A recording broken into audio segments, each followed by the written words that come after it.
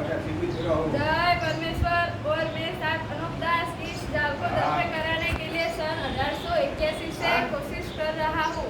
जमीन का फटना और काल वगैरह का फटना और बीमारियों का और खजानों वगैरह का खींचना और अकल वगैरह का फिरना और बारिश का ना होना और कम उम्र में मरना, तमाम जहान के हिंदू मुसलमान और अंग्रेज वगैरह अपनी अपनी औलाद बचने के लिए इस किताब जगत हितकारी के मजमून को पढ़कर के बंदोबस्त करो। जब तुमको और तुम्हारी औलाद को अच्छी तरह से आराम मिलेगा।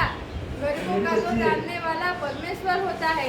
सात अमृतदास लिखी किताब जगत हितकारी, सावणी एरनपुरा, शिवगंज, मारवाड़, 307027, संपर्क 029 76 27 30 24, www.com जगत हितकारी